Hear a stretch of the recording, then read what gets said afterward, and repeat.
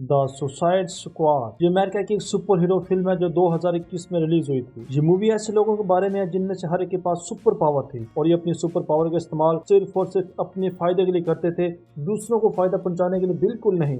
उन सबको एक आर्मी की टीम ने गिरफ्तार किया और उन सबको एक जेल में कैद कर दिया गया। हम एक इंटेलिजेंस ऑफिसर को देखते हैं जिसका नाम है अमेंडा, जो अमेरिकन इंटेलिजेंस के लिए काम करती है। वो इन सब कैदियों को एक ऑफर देती है तो तुम्हारी सजा 10 साल के लिए माफ हो सकती है। कुछ लोग उसके ऑफर को रिजेक्ट करते हैं लेकिन बहुत सारे लोग उसके ऑफर को एक्सेप्ट करते हैं। जो उसके ऑफर को रिजेक्ट करते हैं उनके पास भी कोई और चॉइस नहीं थी। अमेंडा उनको मेंटली तौर पर टॉर्चर करके अपनी इस टीम में शामिल कर लेती है। वो 10 लोगों की एक टीम बनाती है और इस टीम का नाम रखती है टास्क फोर्स एक्स। इस टीम में एक मिलिट्री ऑफिसर रिक फ्लैग भी शामिल था, हार्ली क्विन जो कि एक मनोवैज्ञानिक थी, कैप्टन बूमरैंग जो अपने बूमरैंग को एक खतरनाक हथियार के तौर पर इस्तेमाल करता था, सेवन जो एक बहुत बड़ा निशानेबाज था, वीसीएल नाम का एक अजीब सा जानवर भी उनके साथ शामिल था, टीडे के नाम का एक लड़का जिसके पास सुपर पावर थी जो अपनी बॉडी पार्ट्स को अलग अलग कर सकता था, ब्लैक गॉड और जेवलिन जो भाला इस्तेमाल करने में बहुत ही माहिर था। इतने डेंजरस क्रिमिनल को खुला छोड़ना खतरे से खाली नहीं था, इसलिए अमांडा उनके सर के पिछले हिस्से में एक बॉम्ब फिट कर दिया था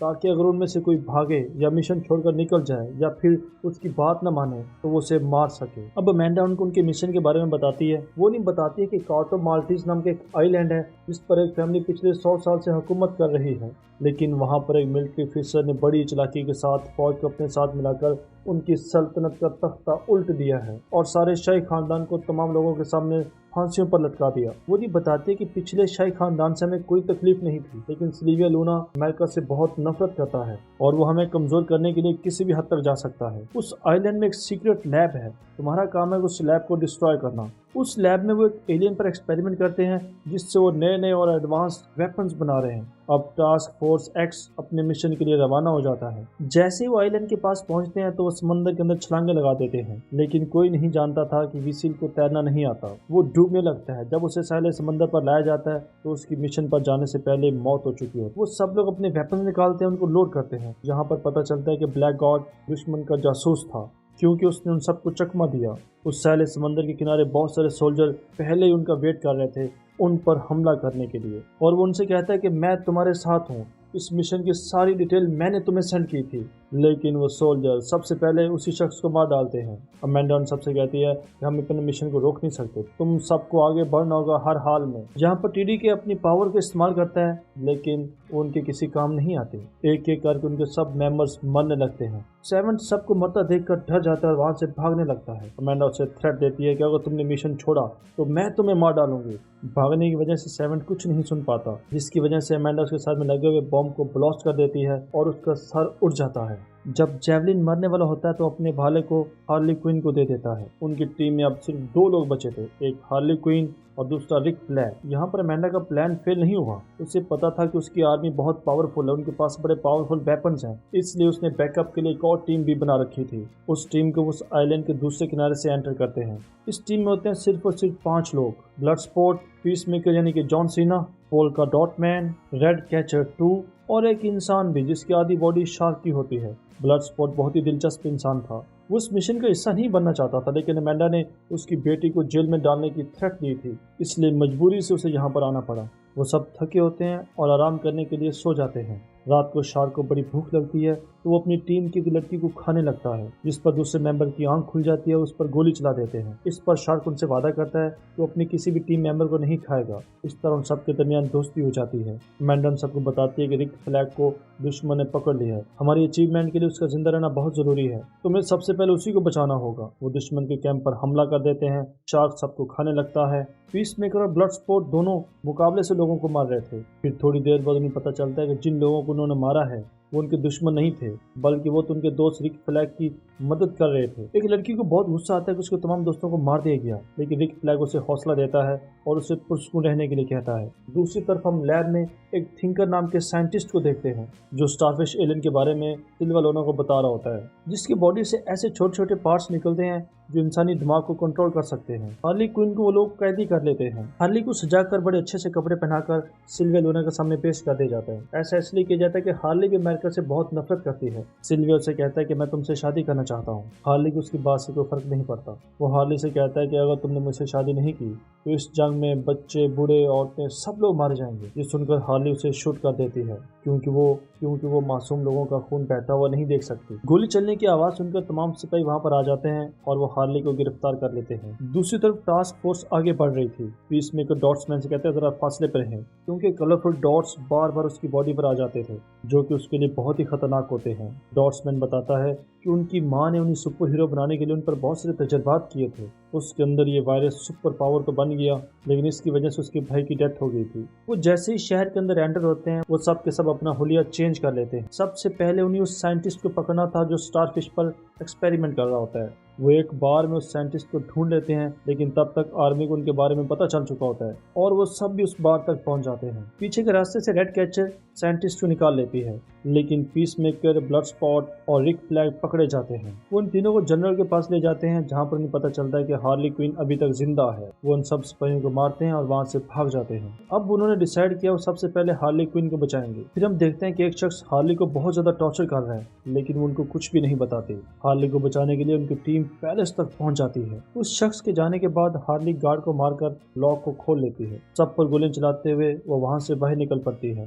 टास्क फोर्स अभी नहीं जानती कि हार्ली बाहर आ चुकी है।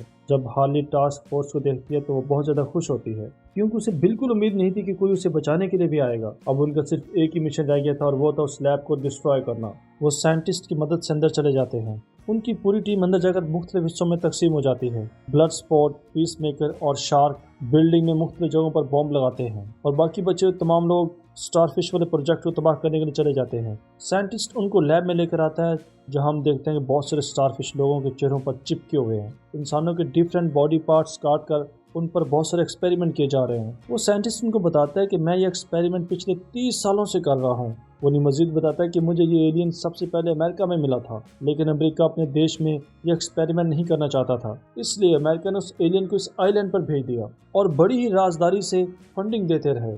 इसका मतलब ये था कि इस मिशन में अमेरिका भी शामिल था और अमेंडा नहीं चाहती थी कि ये सच सबके सामने आए, इसीलिए तो वो सारा मिशन बड़े सीक्रेट से तैयार करती है। जब रिक फ्लैग को पता चलता है कि अमेरिका ने इतने सारे मासूम लोगों की जानें ली हैं तो वो बहुत ज़्यादा इमोशनल हो जाता है और वो डिसाइड करता है कि वो जाकर ये सच्चाई पूरी दुनिया को बताएगा कि अमेरिका ने बहुत सारे मासूम लोगों की जानें ली हैं। वो कंप्यूटर से हार्ड डिस्क निकालता है जिसमें एक्सपेरिमेंट की तमाम डिटेल मौजूद थी। वहाँ पर पीस मेकर भी आ जाता है जो रिक को अपनी गन के निशाने पर ले लेता है और यहाँ पर हमें पता चलता है कि अमेंडा ने उसे भेजा था कि वो लैब के साथ साथ तमाम सबूतों और गवाहों को भी खत्म कर डाले। लेकिन अब रिक फ्लैग और रेड कैचर को सच्चाई का पता चल चुका है, इसलिए अब पीस मेकर को इन दोनों को मारना पड़ेगा क्योंकि अब वो भी एक सच्चाई का हिस्सा बन गए हैं। दूसरी तरफ हम शार्क को देखते हैं जो बहुत सारे जेलीफिश को देख रहा होता है। वो जेलीफिश देखने में बहुत प्यारी लग रही होती हैं। वो उनके साथ खेलने लग जाता है।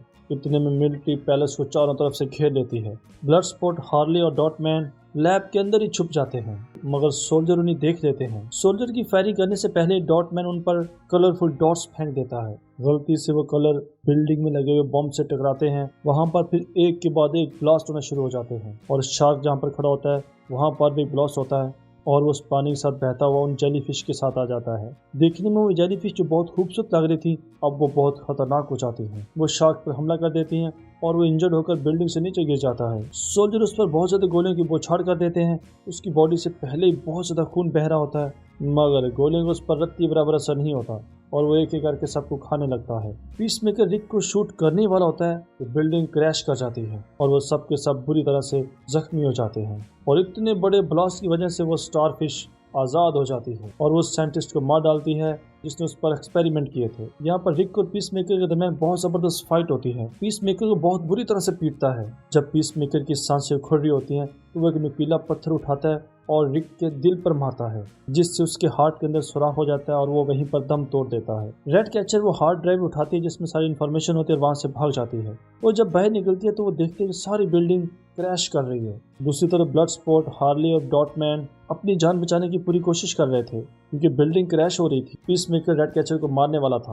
वो पीस मेकर पर फायरिंग कर देता है। पीस मेकर भी उस पर फायरिंग कर देता है लेकिन ब्लड स्पॉट की गोली साइज में से छोटी होती है और उसके अंदर से निकल जाती है और जाकर लगती है सीधे पीस मेकर के गले में, जिसकी वजह से पीस मेकर वहीं पर मर जाता है। फिर रेड कैचर ब्लडस्पोर्ट को बताती है कि पीस मेकर ने किस तरह से रिक को मारा था और उसे अमेरिका की सारी हकीकत और सच्चाई के बारे में बताती है और उसे बताती है कि ये एलियन एक्सपेरिमेंट अमेरिका ही करवा रहा है। सारी बिल्डिंग को क्रैश करके वो एलियन स्टारफिश बिल्डिंग से बाहर आ जाती है। उसका जिस्म बहुत बड़ा होता है और उसके सेंटर में होती है एक बहुत बड़ी आंख। सारी मिलिट्री मिलकर उस पर फायरिंग करती है, लेकिन इन गोलियों का उस पर कोई असर नहीं होता। वो अपनी बॉडी से हजारों की तादाद में स्टारफिश निकालती है, जो सारे के सारे लोगों के चेहरों पर जाकर चिपक जाते हैं। थोड़ी देर बाद तमाम लोग उठ पड़ते हैं और शहर की तरफ चल पड़ते हैं। अब वो तमाम लोग उस स्टारफिश के कब्जे में हैं। उधर अमेंडा देखती है कि अब स्टारफिश आज़ाद हो चुकी है, लेकिन उसका मिशन अभी मुकम्मल हो चुका था। वो तो सिर्फ उस साइंटिस्ट को मारना चाहती थी और सारे सबूत खत्म करना चाहती थी,